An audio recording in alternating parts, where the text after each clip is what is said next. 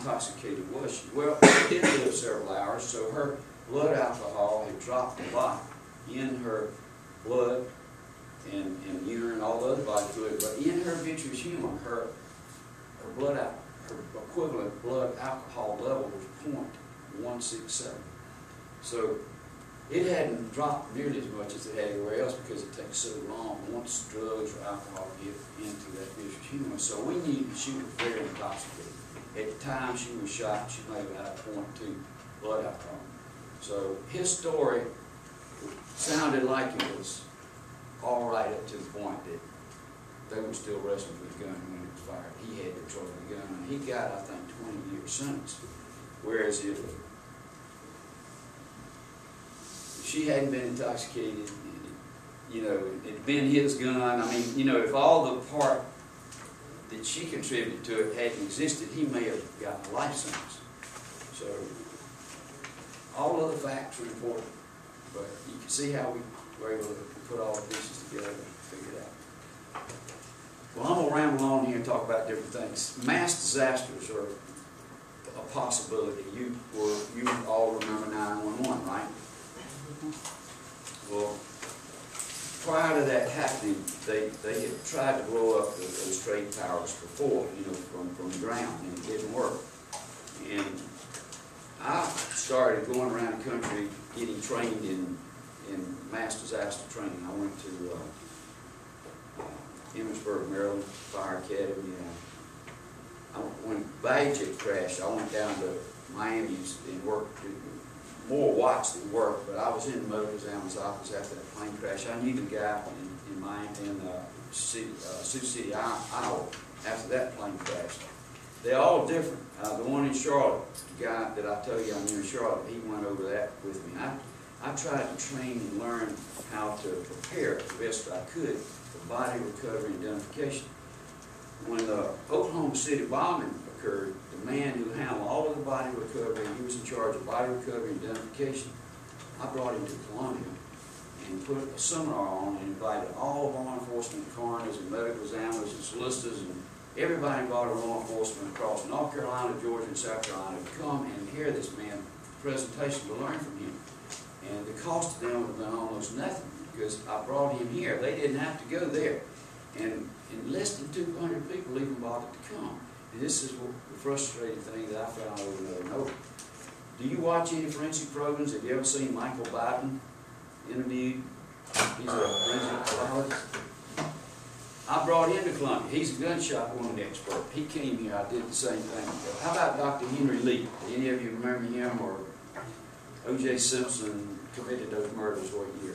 How many years ago? They were too young to remember. Well, I've seen all the evidence. He killed those people, okay? He killed them. Early 90s? Probably was. Probably too long. You all remember that. But, you know, the guy who became famous, the lab man who became famous, was a Chinese man named Dr. Henry Lee.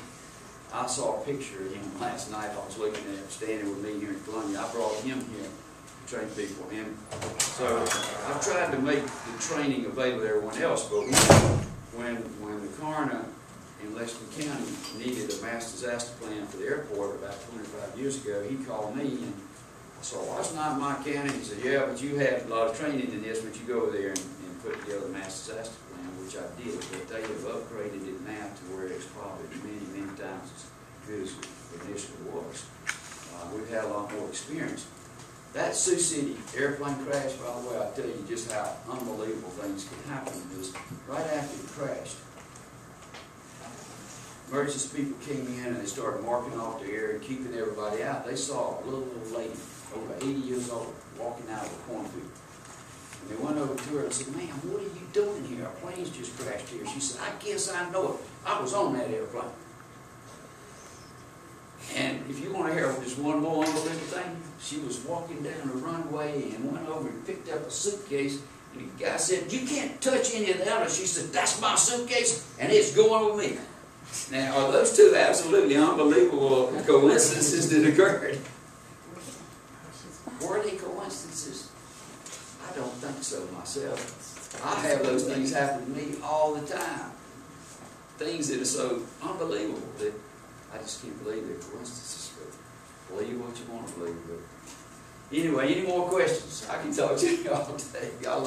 I like what I did. I mean, it was interesting. Yes, sir. Hello, my name is Kenneth. I'm in 9th grade, and I want to be an audio engineer when I get out of college. What motivated you to become interested in becoming a medical designer? When I was 15 years old, I lived in a small town, and I came from a family of medical people. My mother's father was a Navy doctor, medical doctor in the Navy. My doctor, when I was a little boy, a pediatrician here in Columbia, was my father's uncle. He had 3 uncles in Columbia who were medical doctors. My nephew graduates on May the 6th in Columbia. His wife graduates May the 6th in Columbia from medical school. She's going to be a psychiatrist. He's going to be an internist. Another one of my nephews, my sister's son, starts medical school this fall. There's a doctor who, my grandfather, both his grandfathers were doctors. But his mother's father, Dr. Samuel Witherspoon in King Street, we have looked into his descendants, and I think he probably has close to 50 descendants of medical people. It's amazing. It's almost like it's a genetic thing, you know. And I've always been fascinated with medicine. And I can tell you, if I had my life to live again, I would let anything start from medical school, but I'm too old. It's too late for me. But I started working in the hospital when I was 15, and I had a horse. I'd gotten another horse. After I moved to that town, I'd gotten another horse, and I was keeping it at a surgeon's house.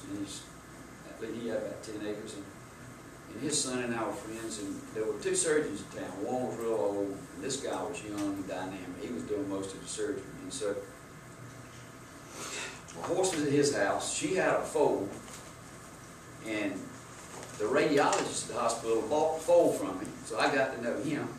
So I started talking to them about, you think I could get a job in the hospital?